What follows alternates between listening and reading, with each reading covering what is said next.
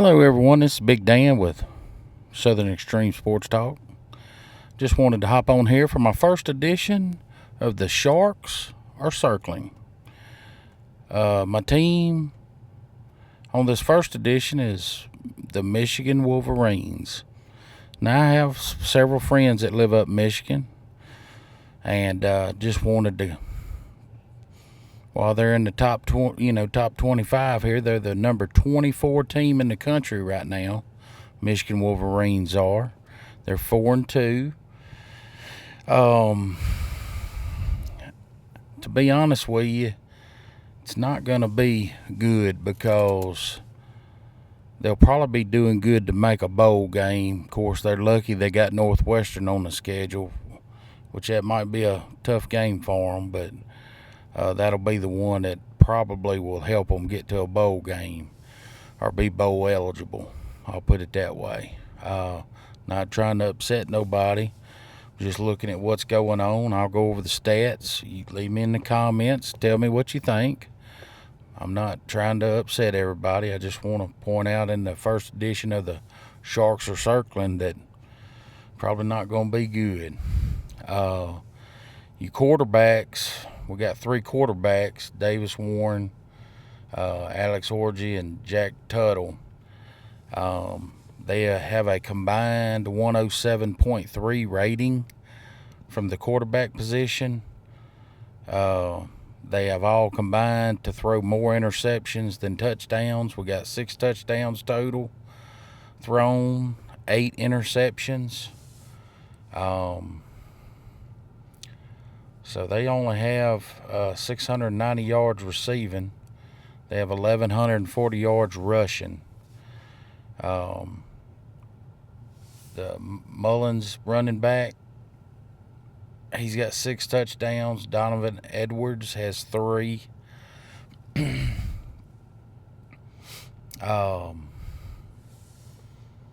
as we get into their schedule, here's where the bad part is. I'll get to that in just a second. I want to go over their stats. That's kind of the telling part more than anything. And then we'll get into the rough part of their schedule. Currently, coming into this game, they play Illinois this week. Illinois is ranked 22nd in the AP ranking. Michigan's 24. They're at Illinois, so we'll see how it turns out. It's going to be a tough ball game. Michigan plays hard. Sherman Moore does a great job. He's coaching as hard as he can. They lost. This is his first year coaching. Jim Harbaugh, he went to the Chargers, but they got depleted with a lot of good players left, for the NFL and all that, and I think a few of them transferred out, but he's fighting, doing the best he can. They're doing a good job. It's just a lot against them right now. Of course, they're 4-2 overall, 2-1 in the conference, but it's fixing to get rough because all these stats I'm fixing to give you, that's against the softer portion of the schedule that I would say. But they did have a pretty tough. They played Texas the second game of the season, week 2. Texas is number 1 team right now. They played at USC already. They beat USC 27-24. Minnesota and Washington were formidable opponents. They beat Minnesota, but they lost to Washington. But anyhow, they hadn't had a real slack schedule. They got a very tough schedule, Michigan does. I think that's one thing against it. They don't have the typical soft schedule like they have, where they run the whole year, don't really play nobody, and then them and Ohio State play. But anyhow, Michigan comes in offensively.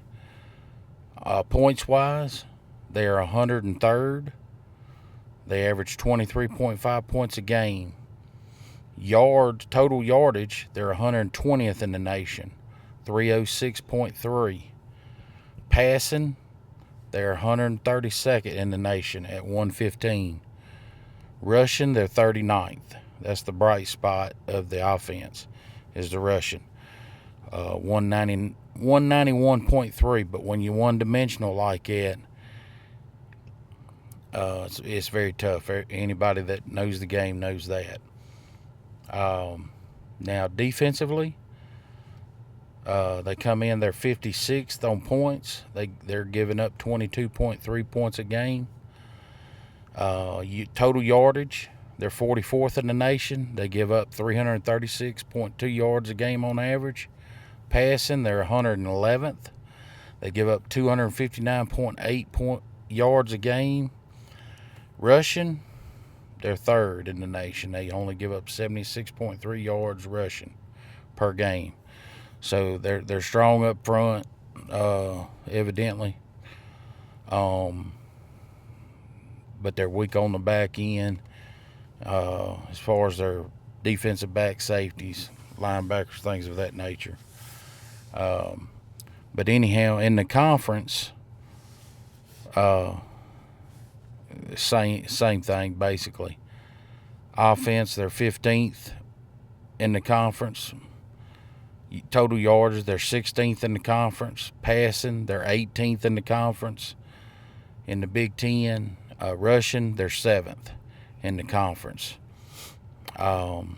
Defensive-wise, they're 15th in the conference as far as defensive points. Total yardage, they're 11th in the conference. Passing on defense, they're 16th in the conference.